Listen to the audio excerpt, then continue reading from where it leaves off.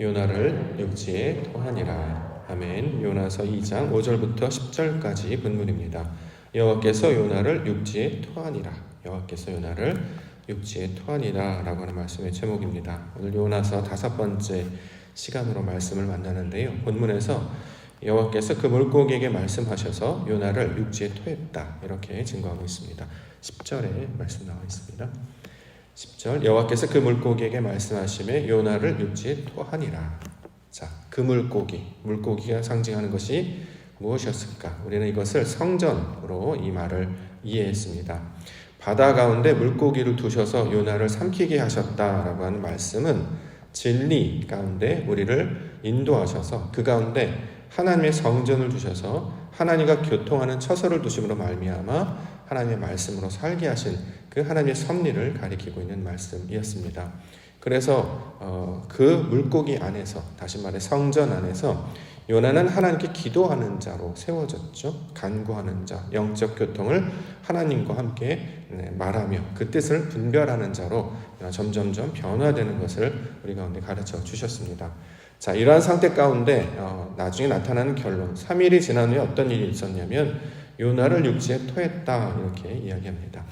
자, 육지라고 이제 번역이 되는데요. 이 육지라고 번역된 단어는 문자적으로는 마른 땅이라는 뜻을 가지고 있습니다. 어떨 때 쓰는 마른 땅이냐면 이스라엘 백성들이 출애굽에서 홍해를 건널 때 거기가 바다였잖아요. 근데 그들은 바다를 밟지 않고 마른 땅을 건너갔다, 이렇게 묘사를 합니다. 요단강을 건널 때도 마찬가지였죠. 요단강물이 이제 멈춰서서 그들이 건넌 것은 마른 땅이었다, 이렇게 이야기합니다. 그럴 때 사용하는 것이 바로 마른 땅에 대한 이미지입니다.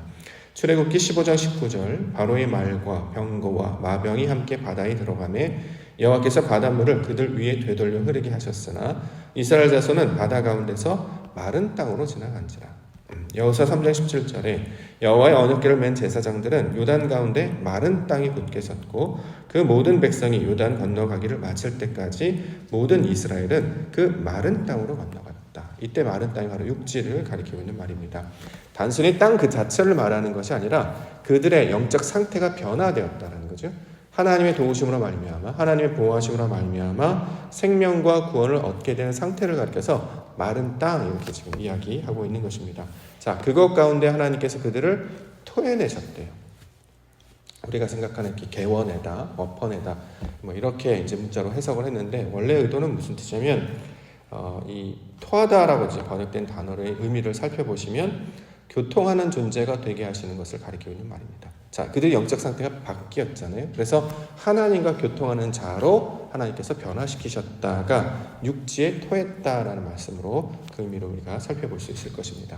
자, 하나님을 모르고 하나님께 붙들려 있지 않던 자가 하나님의 인도하심과 역사하심이 무엇인지를 깨달아서 이것이 바로 하나님의 인도하심이구나, 말씀이 우리를 인도해 나아가시는 것이구나, 하나님께서 우리를 구원하시는 것이구나 라고 우리의 심령과 우리의 마음으로 깊이 인식하고 깨닫게 되는 상태, 그것을 마른 땅, 육지에 토해냈다라는 의미로 사용하고 있습니다.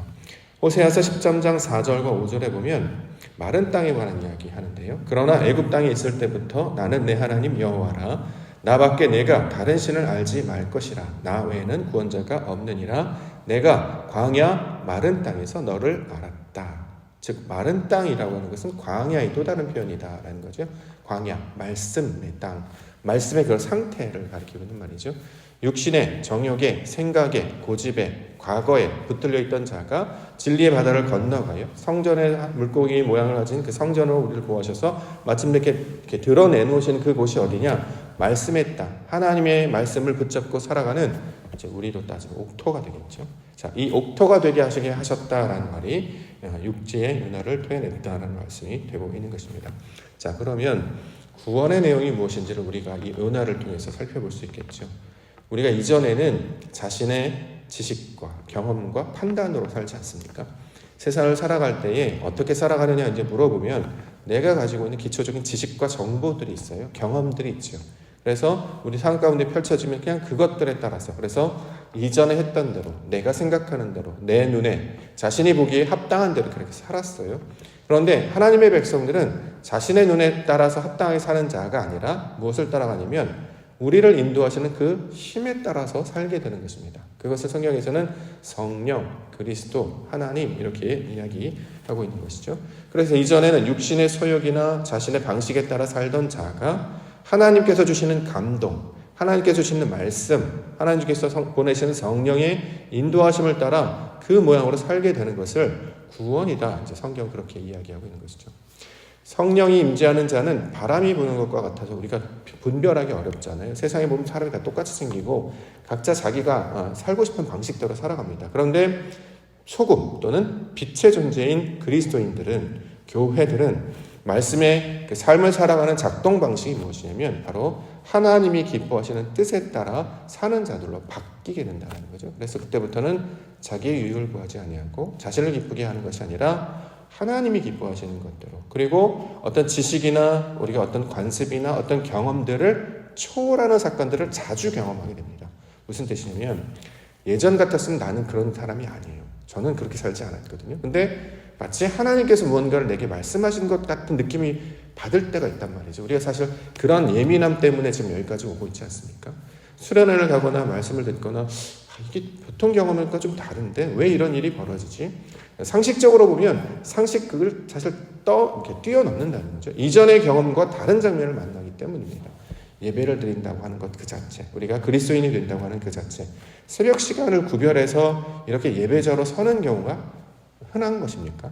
다른 사람들도 새벽에 다 일어나나요? 그렇지 않아요. 또 우리는 제 경우에는 아침형 인간이라기보다는 심야형 인간이기 때문에 아침에 이렇게 예배하는 경우를 잘 하지 않았습니다. 근데 하나님께서 우리의 삶을 바꾸셔서 예배하는 저렇게 바꿔내신다는 거죠. 인생의 길도 마찬가지죠. 내가 선택해서 학교를 가고, 내가 선택해서 직장을 가고, 내가 선택해서 어떤 만남을 이룬 줄 알았는데 지나 보니까 이게 다 하나님의 섭리 가운데 있더라. 그럼 우리가 그 섭리 가운데 어떻게 그것을 접하게 되느냐? 내 힘과 능력으로 그걸 따라간 게 아니라요. 그때그때 주신 감동에 의지하며 따라갔을 뿐이었다는 거죠. 그렇게 하고 싶어서 그것이 마치 나를 인도하시는 무엇과 같아서, 그래서 우리를 그렇게 성령께서 이끌어낸다라고 표현한다거나 또는 성령께서 이제 몰아붙이신다 이런 표현을 하기도 하죠. 언제는 친절하게 우리를 설득하시는 것 같기도 하고, 언제는 막 갑자기 막 밀어내시는 것처럼, 마치 무엇을 해야만, 무엇을 감당해야만 하는 것처럼 우리를 역사하는데, 이것에 대한 존재를 이전에는 알지 못해서 무시한 적도 많았습니다. 에이, 왜 내가 이런 일을 해? 필요 없어. 그냥 이상한 느낌이 들었을 뿐이구나. 근데 우리가 점점 그 음성에 예민하기 시작하지 않습니까? 그래서 성경은 이것을 지식과 어떤 우리 경험을 뛰어넘는 그 존재에 대한 부르심으로 이제 이해를 하게 되는데, 이것을 성경에서는 하나님이시다 이렇게 얘기하고, 우리가 그 말씀에 따라서 하나님의 기쁘시게 하는 그 뜻을 따라서 살게 되는 것을 성경에서는 구원이다 이렇게 이야기합니다. 그래서 우리의 상태가 바뀌게 되는 것이죠. 마치 요나가 물고기에 들어갔다가 성전에 들어갔다가 나올 때에 그의 상태가 바뀌어져 있는 것처럼 우리 믿음의 성도님들도 하나님을 알기 전과 하나님을 안 후가 달라지게 되는 것이죠. 단적으로 제가 늘 이제 날마다 경험하는 느낌은, 아침에 우리가 이제 새벽 예배를 드리지 않습니까? 새벽 예배를 마치고 나면 이렇게 나가시면, 이쪽이 이제 동쪽 방향입니다. 문 열고 딱 나가시면 저쪽에서 해가 떠오르는 것 경험하시지 않습니까? 너무 신기한 경험이거든요. 예배를 마치고 나는데 빛이 저를 막 이렇게 쫙 쏟아부어요. 그럼 마치 성경의 그 창세기에 나타나는 그 사건을 날마다 경험하는 것 같습니다. 빛이 있으라 그러더니 나에게 빛이 막 쪼여져요. 또 이제 집이 이제 저쪽 방향으로 사시는 분들은 그분을 이렇게 지나가잖아요. 만땅을 받고 이렇게 지나가잖아요. 학교를 갈 때, 아이 학교를 바랄 때 저희가 건너가면서 그런 생각합니다. 마치 그 연습하는, 홍해를 건너는 느낌이 이런 것이었을까? 요단강을 건너는 느낌이 이런 것이었을까? 자, 그렇게 해서 내가 어떤 이 자신의 상태에서 말씀을 가진 자의 상태로 바뀌어지면 그 아침에 만나는 그 상쾌함과 기쁨과 소망이 이전에 교회를 다니기 전이나 또는 예배를 드리기 전이나 또는 하나님을 알기 전과 나의 상태가 많이 달라져 있음을 이렇게 발견하게 된다는 거죠. 자, 이처럼 하나님을 모르던 자가 하나님의 이 점유하심으로 우리 안에 들어오심으로 영적인 역사로 말미암아 우리의 상태를 바꿔 나가시는 일을 이제 구원의 내용으로 우리가 이제 설명하고 있는 것입니다. 그래서 밟는 땅마다 하나님 함께 해주실 줄 믿습니다. 그렇죠? 예전에 여기가 석촌동이 진흙밭이었다고 하죠. 그래서 옛날에 이 진흙밭에서 이제 그 땅을 개간하기 위해서 모래를 퍼날르거나 그래서 이렇게 푸대자루에다 이렇게 담아갖고 오면 이 국가에서 나라에서 쌀 한 봉지를 바꿔주고 막 그랬답니다. 그걸 해가지고 옹벽을 쌓기도 하고 길을 내기도 하고 그랬다고 해요. 진흙밭이었던 땅에 마른 땅으로 바뀌어진 역사를 경험하는 것처럼 우리의 마음이, 우리의 심령이 그렇게 이제 바뀌어가는 것. 그래서 이제 걷는 걸음마다 불안하거나 빠지거나 우리가 힘이 들거나 이것이 아니라 그가 받는 걸음걸음들을 하나님께서 인도해 가시겠구나. 바다를 건널 때 그 마른 땅을 경험을 했던 이스라엘 백성들의 느낌은 어땠을까? 요단강을 건넜을 때 그 이스라엘 백성들이 그 마른 땅을 건너는 느낌은 어땠을까? 기적과도 같은 일, 신기와도 같은 거를 경험하게 된다면 앞으로 일생 가운데도 우리의 걸음걸음들을 하나님께서 인도해 주시고 우리 눈에 볼 때는 불가능해 보이지만 하나님께서 길을 내실 때, 피할 길을 내실 때 그것은 하나님이 동행하시는 길이 되기 때문에 그 말씀에 따라 나아가면 그것이 바로 은혜요 영광의 길이 될 것입니다. 자, 이것들을 붙들고 우리가 주님과 함께 동행하는 우리 믿음의 성도님들 되시기를 원합니다. 2장 5절 6절 보겠습니다. 물이 나를 영혼까지 둘러싸우며 기쁨이 나를 에워싸고 바다풀이 내 머리를 감쌌나이다. 내가 산의 뿌리까지 내려갔사오며 땅이 그 빗장으로 나를 오래도록 막았사오나 나의 하나님 여호와여 주께서 내 생명을 구덩이에 건지셨나이다.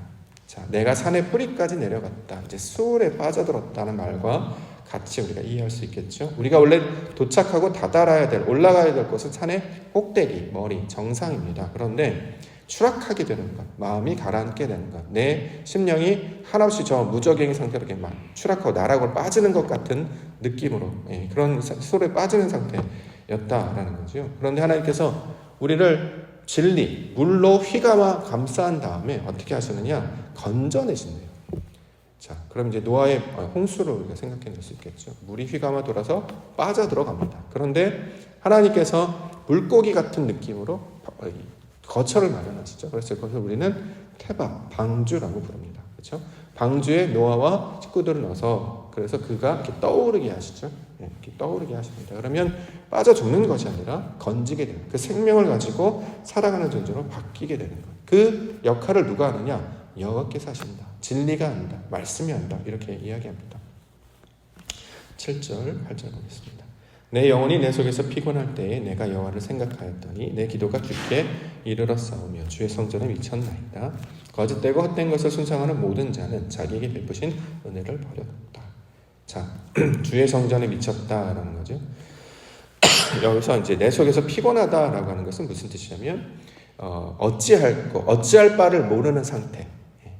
그러니까 이것이 내 뜻인지 하나님의 뜻인지 내가 어떻게 감당해야 될지 이렇게 혼미한 상태에 있을 때 이것을 이제 피곤하다라고 번역을 했습니다. 우리가 이제 인생을 살아가는 대부분의 사람들이 이 경험을 하죠. 어찌할 바를 몰라요. 왜냐하면 우리 앞날을 모르기 때문에 무엇을 해야 안전할지 어떻게 이걸 해결할지 사실 우리는 잘 모릅니다. 그런데 우리를 인도하는 구원자, 목자가 있으시잖아요. 근데 지금 요나는 뭘 기억하냐면 여호와를 생각하였다 이렇게 얘기합니다. 그래서 이제 생각하다는 것은 이제 기억하다, 자카르라는 단어를 지금 설명하고 있는데 자카르는 우리가 생각해서 이렇게 딱 떠오르는 게 아니라 몸에 새겨진 것을 가리키고 있는 말입니다. 우연히 띵 이렇게 떠오르는 게 아니라요. 몸에 내 말씀이 새겨져서 내 존재가 그의 존재로 바뀌게 될 때 이걸 이제 기억하다, 생각하다로 번역했는데 우리가 생각하는 개념보다 조금 더 깊은 내용으로 살펴보아야 합니다. 우연히 드는 생각이 아니라 하나님께서 차곡차곡 새겨내셨기 때문에 그 경험들로 이루어내셨기 때문에 우리가 예수 믿는 것은 받은 증거가 많기 때문에 그것들이 떠오르게 되는 거예요. 그것들을 알게 되는 거예요. 그래서 그걸 여호와를 생각하였다. 자, 그러면 그걸 가르쳐서 뭐라고 하냐? 기도가 되었다 이렇게 얘기합니다. 근데 여기 번역은 내 기도가 주께 이르렀다. 그러니까 내가 어떤 주님한테 뭘 기도를 하는 것처럼 이렇게 묘사를 했는데 원래 의도는 내가 하나님께서 기뻐하실 기도 그 자체가 되었다는 거죠. 왜요? 하나님을 생각했기 때문에. 어찌할 바를 몰라요. 어디로 나갈지를 몰라요. 근데 거기서 무엇을 잡아야 됩니까? 하나님을 찾는 자가 되었다는 거죠. 그걸 가르쳐 성경은 기도가 되었다라고 이야기합니다. 여기 주의 성전에 미쳤다는 것도 같은 의미입니다. 내가 뭐 이렇게 물리적으로 이렇게 도달하다 이런 것이 아니라 하나님께서 기뻐하시는 여호와의 처소처럼 우리가 만들어지는 거예요. 그렇죠? 여호와를 기억한다는 건 머릿속으로만 깨닫는 것이 아니라 전인격적으로 하나님을 찾아내는 것이기 때문에 내가 하나님을 거처하실 처소가 되었다라는 뜻으로 설명하고 있는 것이었습니다. 이전에는 그냥 내 몸으로, 내 생각으로, 내 것으로 생각했던 자가 말씀으로 말미암아 새겨지니까 성전이 되기도 하고 기도가 되기도 하고 하나님께서 원하시는 그 뜻이 되기도 한다는 거죠. 성경에서 말하는 하나님이 원하시는 뜻은 다른 것이 아니라 우리가 하나님의 형상을 담는 거잖아요. 우리가 그의 그릇이 되어서 그의 은혜를 이렇게 받아서 채워내는 것 아니겠습니까? 그걸 가지고 성전으로 이야기하기도 하고 오늘 여기 본문에 나타나는 것처럼 기도라는 말로 설명하기도 하는 것이죠. 자, 이전에는 거짓된 것, 헛된 것들, 자, 이런 것들 쫓아갔는데 이제 주님께서 베푸신 그 은혜로 말미암아 내가 하나님을 기억하는 자, 하나님께 기도하는 자, 하나님의 성전으로 우리 성질이 변하는 자로 바뀌었습니다. 이렇게 지금 고백하고 있는 것입니다. 9절 보겠습니다. 나는 감사하는 목소리로 주께 제사를 드리며 나의 서원을 주께 갚겠나이다. 구원은 여호와께 속하였나이다 하니라. 자, 주께 제사를 드리다. 이제 동사로 표현되는 모든 단어들은 하나님의 성질을 갖고 있는 말이기 때문에 제사를 드린다는 말은 제사가 되다라고 이제 이걸 우리가 바꿔서 해석하는 게 좋습니다. 자, 제사, 소와 양을 잡아가지고 뭘 올리는 게 아니겠죠. 그래서 제사가 됐다라는 것은 우리가 1장 16절에서 보는 것처럼 제물이 되었다. 거룩한 산 제물이 되었다. 이 뜻입니다. 우리 사도 바울이 로마서 12장이 말하는 하나님께서 기뻐하시는 거룩한 산 제물로 아버지께 드리라 했던 흠이 없는 상태, 이것을 이제 제사를 드린다라는 말로 설명합니다.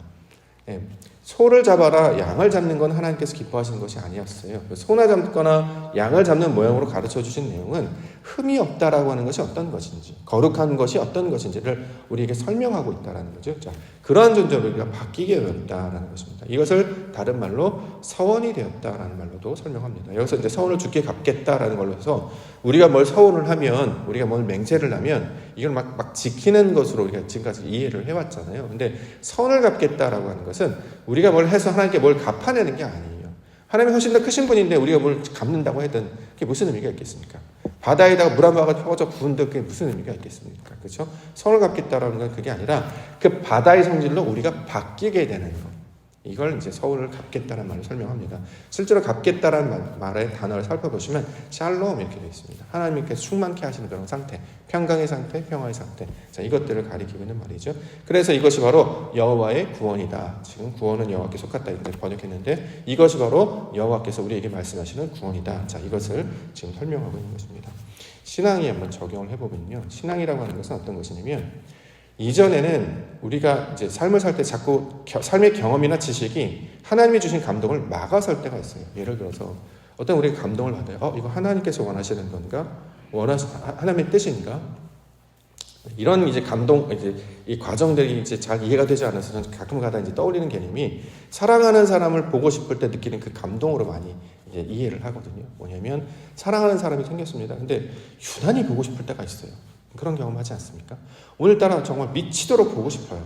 왜 보고 싶은지 모르겠어요. 어제도 봤거든요. 그제도 봤어요. 근데 오늘따라 너무 보고 싶어요. 그래서 분명히 해야 될 일이 있어요.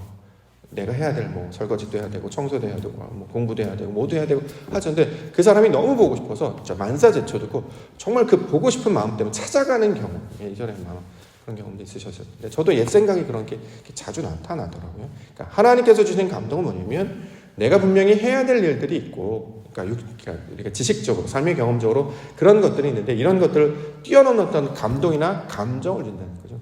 근데 이전에는 그런 감동이 들어도 아니야 해야 될 일이 있으니까, 아니 그건 옳지 못해, 그 사람한테 피해가 될 수도 있으니까 이제 그런 것들을 자꾸 제약을 하기도 합니다. 근데 하나님이 주신 감동이란 자, 이런 것들을 다 뛰어넘는 초월하는 그 뜻을 따라서 나아가는 것. 자, 이것을 신앙의 모습으로 지금 설명을 하고 있다는 거죠.